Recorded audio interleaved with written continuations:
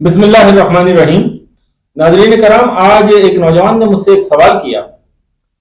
میرے شناسہ ہیں، ان کے فرزند تھے وہ، انہوں نے ایک سوال کیا مجھ سے، اس بچے نے، کہ کیا قرآن پاک کا ترجمہ پڑھنے سے انسان گمراہ ہو سکتا ہے یا ہو جاتا ہے، اور کیا قرآن پاک کا جو ترجمہ ہے وہ کسی کی رہنمائی میں پڑھنا چاہیے۔ تو اس کو جو میں نے جواب دیا وہ بھی میں آپ کے گوش گزار کر دیتا ہوں، لیکن اس سے پہلے میں آپ کو ایک چیز یاد دلانا چاہوں گا کہ وہ لوگ جو میرے ایج گروپ کے ہیں، انہوں نے آج سے 30 35 یا 40 سال پہلے جب پی ٹی وی وہ دیکھا کرتے تھے، تو اس وقت پی ٹی وی پر ایک تلاوت آیا کرتی تھی جو آج بھی مجھے یاد ہے، اس کا ترجمہ کہ ہم نے قرآن کو سمجھنے کے لیے آسان کر دیا ہے، تو کوئی ہے کہ سوچے سمجھے۔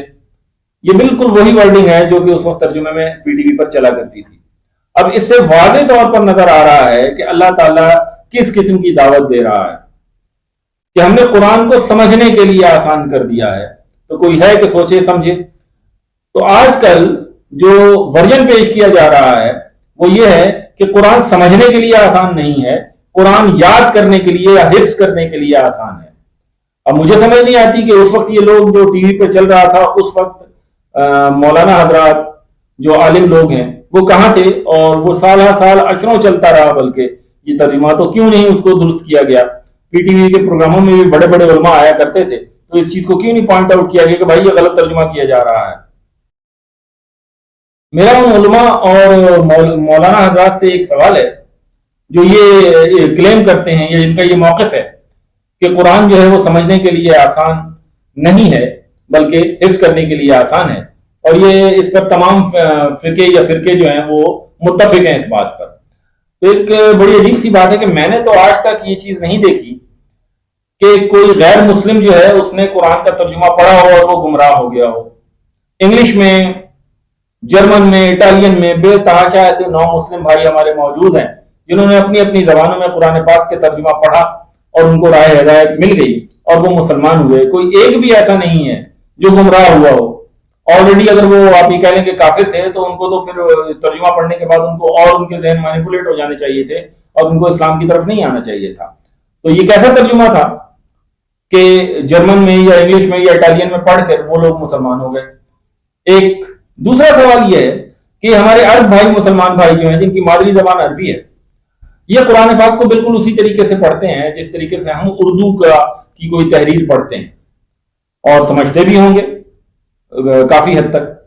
تو کیا یہ گمراہ ہو گئے ہیں؟ کیا تمام عرب مسلمان بھائی جو ہیں وہ گمراہ ہیں؟ یہ ایک بہت اہم سوال ہے۔ مجھے تو اس بات کی سمجھ نہیں آتی کہ کون یہ اس قسم کی باتیں کرتا ہے۔ یہی وجہ ہے کہ ہم پیچھے رہ گئے ہیں۔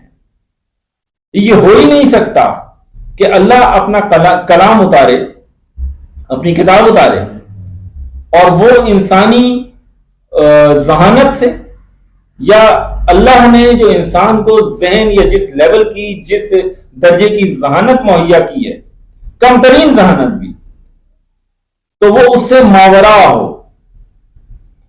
اور پھر ماورا ہو اور وہ ذہن اس چیز کو، اس کلام کو، اس پیغام کو سمجھ نہ سکے، اور قیامت کے روز اللہ تعالیٰ اس سے ان تمام چیزوں کے بارے میں سوال کرے۔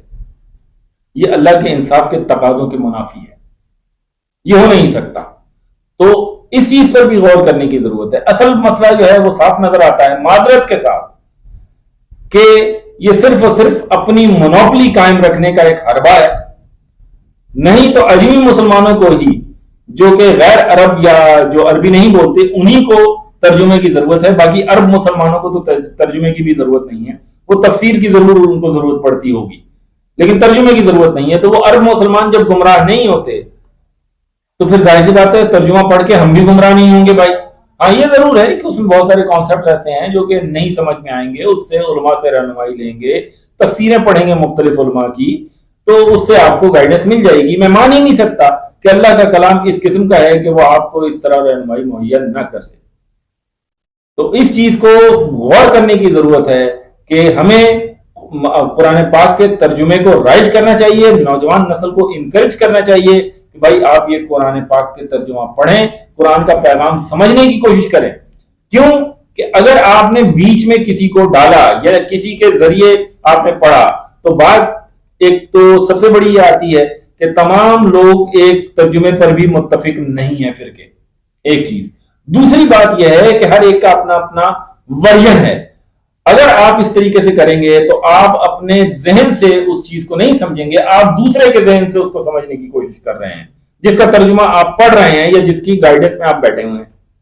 تو بہتر ہے کہ آپ اپنے ذہن سے اس کو سمجھنے کی کوشش کریے اور دعا گو رہیے کہ اللہ میں اتنا بڑا کام کرنے جا رہا ہوں کہ تیرے کلام کو سمجھنے جا رہا ہوں، تو میری رہنمائی رکھنا، مجھے گمراہی سے بچانا۔